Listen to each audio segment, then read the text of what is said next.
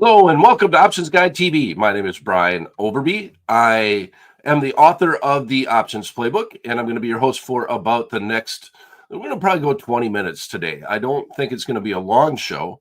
There's no positions that I really want to put on going into the weekend, especially on the shorter term basis. If you want to look at doing anything a little bit longer term, you want to get look at NVIDIA and see if you can get that bounce in NVIDIA to the upside, maybe do a covered call on steroids. That's something different. If you got some stocks that are beat up, I recommend that you go back and look at the educational piece that we did on the President's Day holiday, where we took NVIDIA and did the covered call on steroids, looking for a bounce back in the underlying stock. And we actually got that bounce back, only to have another headline hit and the stock actually tanked back down.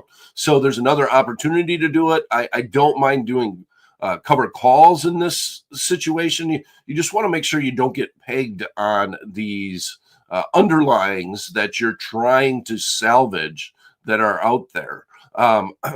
Yesterday, we actually went out and looked at a trade in Costco, and we got bearish in Costco. I don't know if I want on anything on a short-term basis, if I want to be bullish on anything. The only ones that are interesting enough is if you really feel like there's a stock out there that you're willing to stick the hand out and catch the falling knife, if you will, because if you can pick the bottom of it, that's fine. If you want to buy and do a long-term hold on things, I'm okay with it. You got to be a little gutsy to do that at this point in time. And the VIX is telling you that. The VIX is saying that the market is nervous. The VIX has hung around the 20% level for, oh gosh, I think it's about 11 sessions now. So that's been the new norm for the VIX, to be able to hang at that level for the last week or so.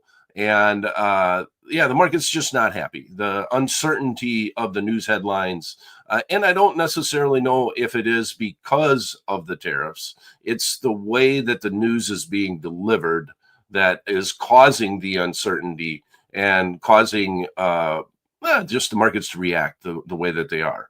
Now, that may change. That could change next week.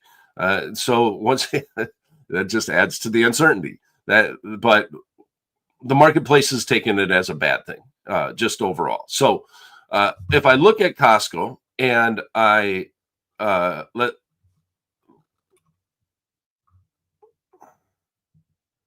let's run to the Tradier Pro software and look at Costco. So in Costco, after their earnings, they got beat up. They got beat up.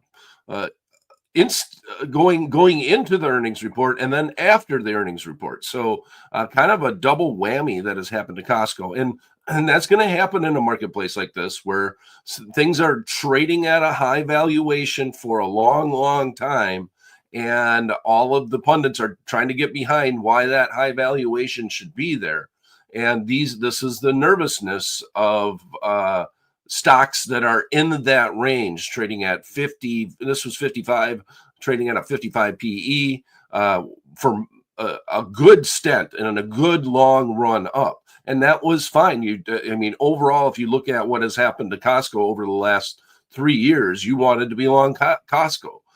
But now we're getting a little bit of a give back. So that when we get the run up to the upside and we start getting high valuations, that's great. But you always have to be prepared that when things go a little sour, it's probably going to run to the downside a little quicker than some of the other stocks that had low valuations. It's just simple stock market 101 stuff.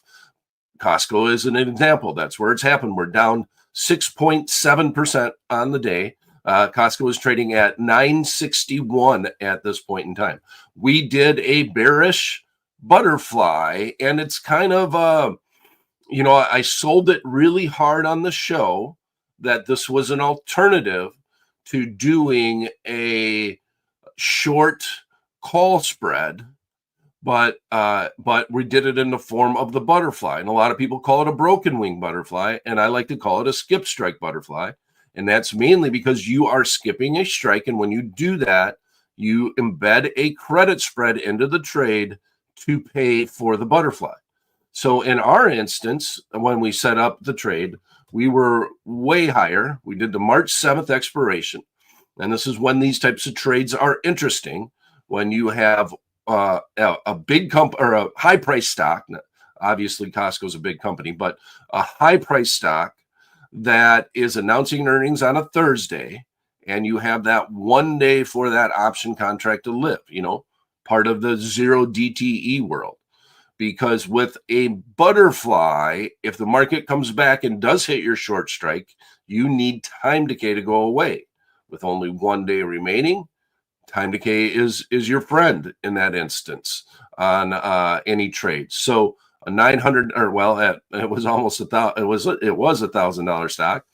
Now it's a $960 stock, and you get pumped up implied volatility. It made sense to me to do that trade. All right, so the strikes that we had, and I'll just bring them up. I was going to put the trade in here, but it doesn't really matter because the options are worthless.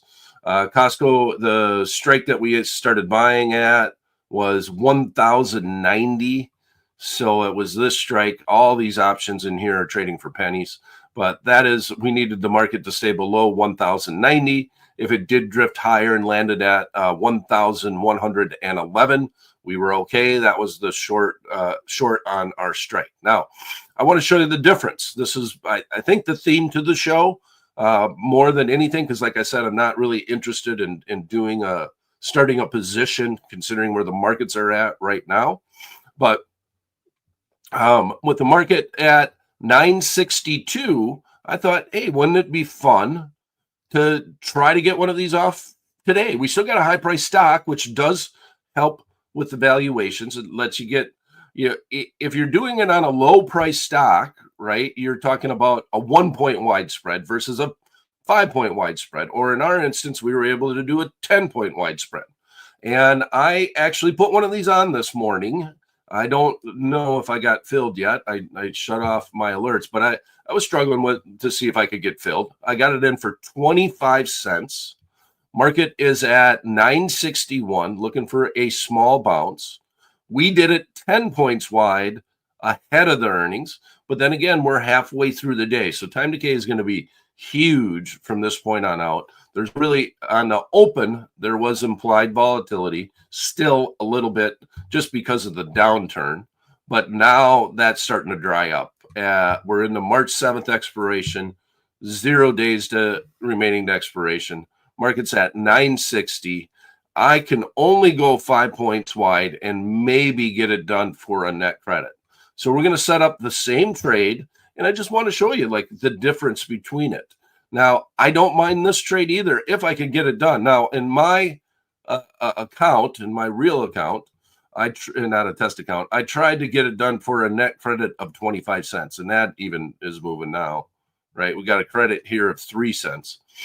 It was 10 cents a second ago, but the bid-ask spreads are wide, right? So you got 190 by 109, you got 110 by 70, and you're trying to buy an option contract that's trading for pennies, and that's even 25 cents wide. So the only way that you'd even want to trade these options at this point in time is if you did a spread. It's the only chance that you would have to get a decent fill on the trade. But I'm going to send this to the what if calculator. And maybe we'll look at a 7-day, see if we can even get a 7-day done for something close to that. But right now, it's actually showing a debit at the midpoint. We had a 3-cent credit for a second, but this is 5 points wide. Market is here, looking for a little bounce back, hoping it would land in the middle. If I could get it done for a 25-cent net credit, I'm all right with it. I would even do it a few times because you can control it today if the market actually starts coming back and lands within that range. And in our first trade, we were talking about a $1,000 requirement. Oh no, our trade that we did, and that was our requirement was $2,000, and we got it done for a net credit of 70 cents to the account because we went a little wider on. We went 1,100, 1,100, and then 1,130. So we were 30 points wide on the upside. So we were actually a $2,000 requirement on that one. And we got it done for a net credit of 70 cents. And you made the 70 cents if we did the trade. Here, we're trying to get it done for a net credit of 25 cents, but we're only 5 points wide. And you can see that risk. If you always want to know what the margin requirement is on trades where you're doing, multiple legs, all you really got to do is look at the risk. What's the risk? If we got it done for a net credit of 11 cents, or if we paid that net debit of 11 cents when it came in here, your max risk would be 500 minus 11. So the margin requirement is going to be that 500 plus the net debit that you paid for the trade. And that's going to be the maximum risk is going to be where your margin is at when you do any trade. So in this instance, if we can get this done for a net credit, I'm sad it's not staying there. Man, it's a little risky to, 10 points. It's down 60. Maybe let's try moving it up one. Market's moved a little bit down on us. Let's see if we could get this done for 25 cents. See if it's a feasible trade. We're going to buy the 970, sell 2 of the 975, skip the 980s, and buy the 985s. Now, time decay has eroded too much. It's gone too far. It's not able to do it. So now we'd have to go out, and I don't want to do this, obviously, over the weekend, but you'd have to look at the March 7th expiration, go out 1 standard deviation away, and we did this with 1 day remaining, got it done for 70 cents. We had a $2,000 requirement on it. And I ended up going in my account going 1,000 points wide, a $1,000 requirement, and had a 50-cent net credit to the account. Okay, so if you have any questions, feel free to put them in the chat box. Like I said, I don't have a specific trade that I want to look at. So if you want to make this question and answer session, I'm happy to do that. Battling a little bit of a cold, obviously. Market's at 960. 1 standard deviation away is right about where it's highlighted, right up around 1,000. Delta's about 17 here. Markets are tighter because we got a real market going on. Buy the 1,000, sell 2 of the 1,010 strikes. Oh, got to get rid of it.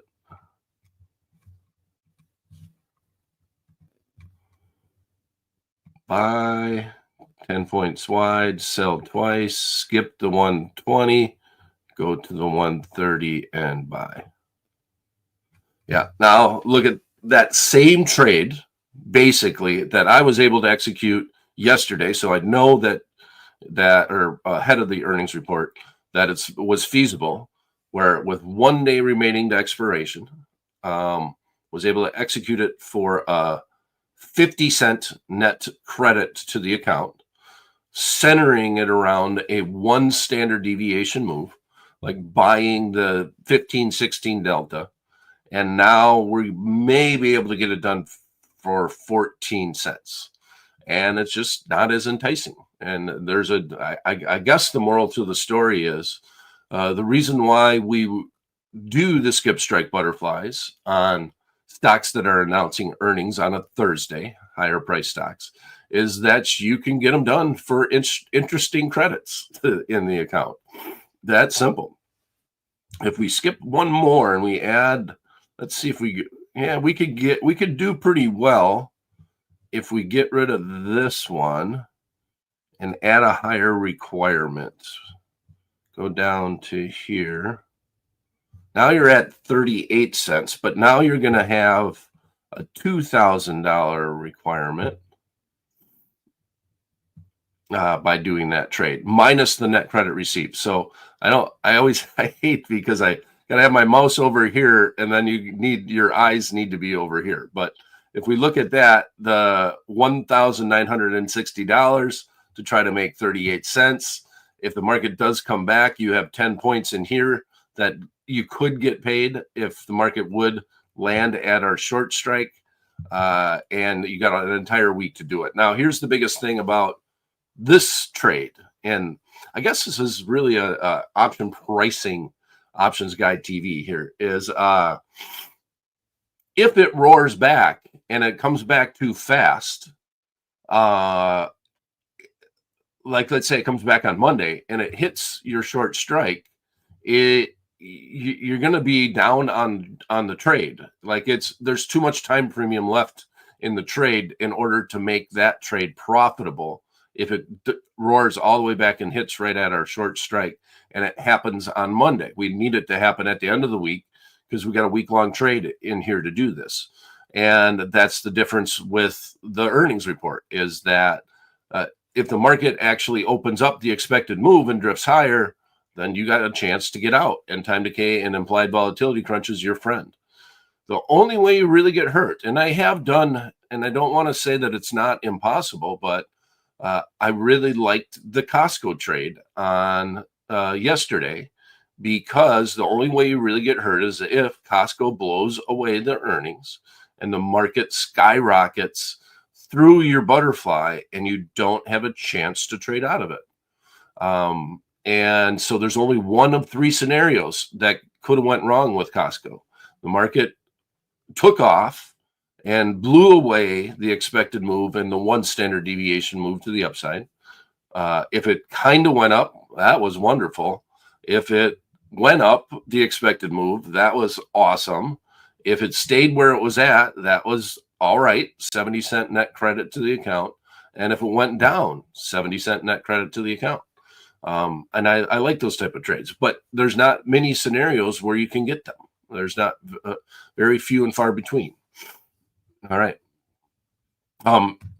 If we're looking, well, we did the IWM trade this week. We got bearish on IWM. It's even further down, but we already got out of the trade. Actually, we had a little bit of a bounce back in it too, didn't we? IWM is a little bit all over the place. I guess if there was a trade that I wouldn't mind doing over the weekend, it would be something where I was buying some premium, looking for a big move. And so we came all the way down, hit the bottom end of our channel. I mean, we were at 217 was our long put up here. And we came all the way down to 204. And we're sitting, interesting range on the chart, right? 204. I'm trying to come up with a trade, right? I'm trying to sell myself, like, why would I want to do a long straddle? But I don't know if I like it right here.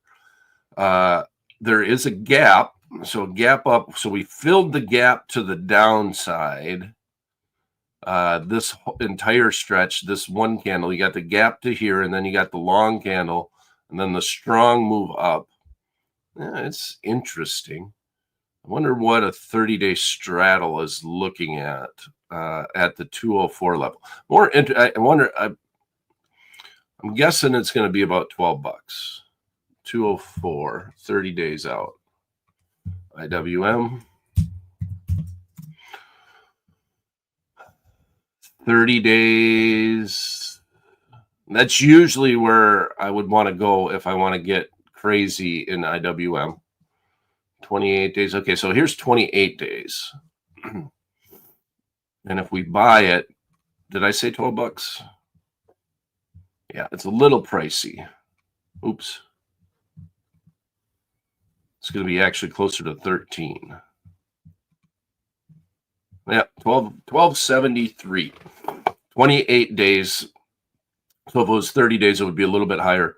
Yeah, that's a little bit pricey because implied volatility has came up. I will revisit this again. The IWM long straddle. It's just the news is not done flushing out, and small caps are affected by big news events. Tariffs can really hurt what's going on in the small caps. Inflation. I think this is more. I think the reaction to the downside was more about the worries of inflation or stagflation that have been mentioned this week in the marketplace. So I think that's really a big reason why IWM actually went to the downside. We go back and we look at the chart. Whenever you're, and I'm slowing down here a little bit, whenever you are doing a long straddle,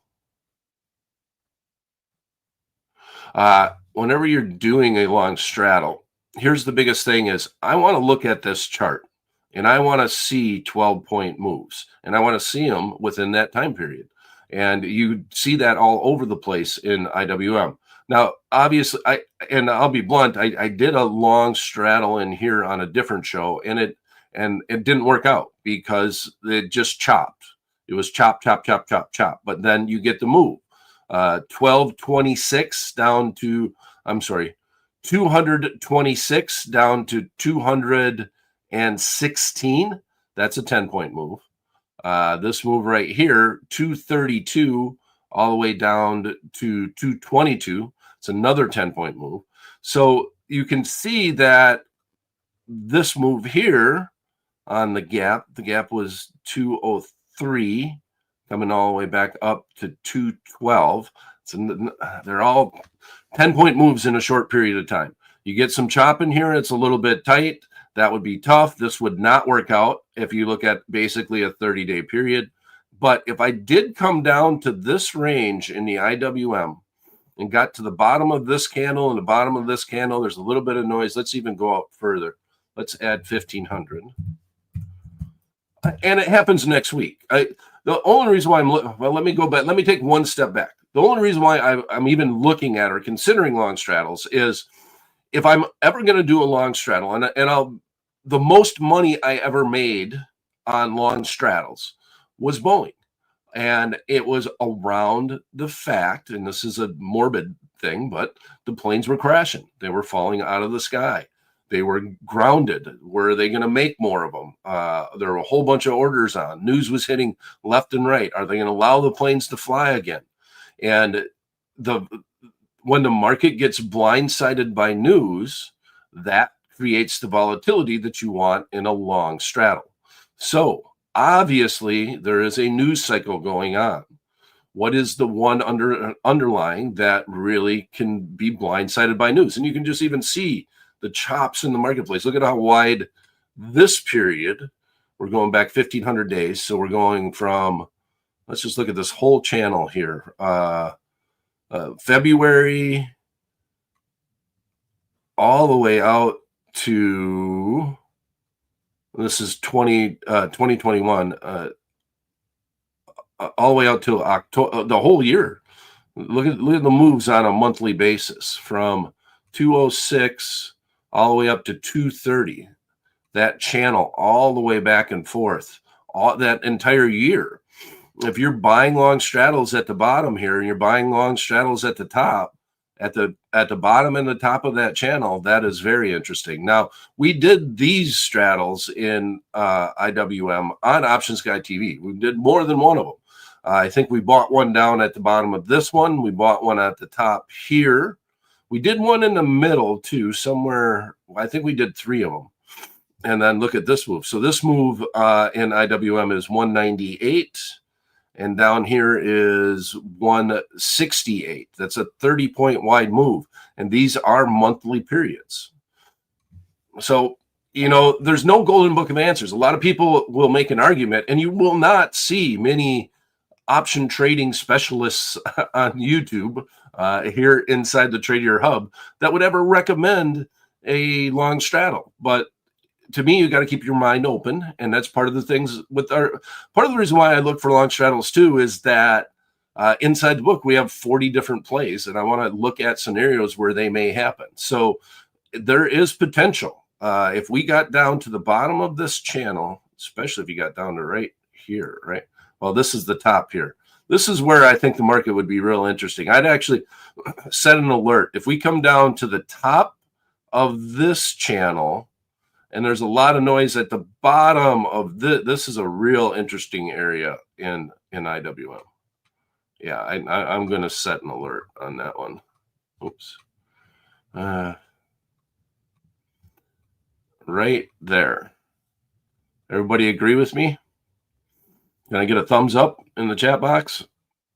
Man, that's an interesting spot if the news cycle continues. If we just come down 3 more points, and we are paying for it though. So a 30-day long straddle, and this is only because I've looked at them quite a bit. Going out about 30 days, I like to pay about $20 for them. Or I'm sorry, $10 for them. Not I doubled it. 5 for the call, 5 for the put. If you pay more than that, then you're getting kind of pumped up implied volatility, which is understandable. I mean, the VIX is at 23 today. So I wouldn't expect to be able to pay $10 for a 30-day straddle, and I'd be willing to pay for it right there at that point. If we can hit that at the end of the day today, I would do a long straddle going out 30 days in IWM. There's my trade setup. And thank you for the comment, Anthony. Anthony is agreeing with me, and it's nice to have somebody agree, right? Puts a smile on your face. So I appreciate that. I think this is it. Wow, I talked way longer than I thought. Sorry, it's 26 minutes. I promised you that the show would be 11 minutes. What is our outlook next week? I mean, we got bearish. We finally flipped the script on the SPX trade. If vol is high, butterflies are cheap. So we'll look at the market on Monday, and maybe we'll go and do another open wing butterfly in the SPX. That will be my intention on the Monday show.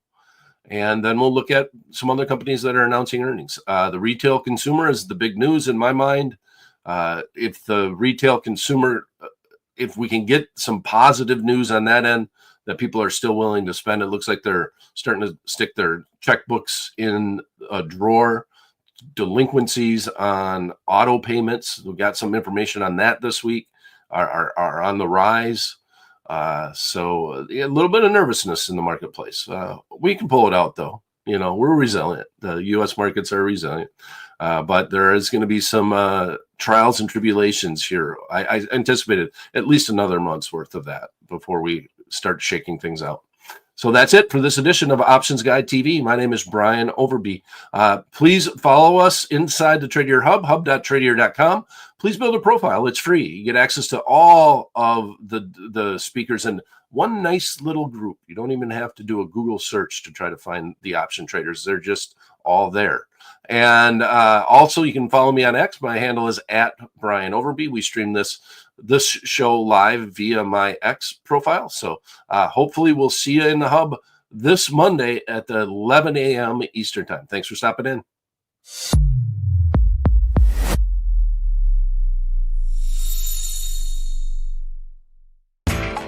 You know how the financial world goes. Here comes the buzzkill.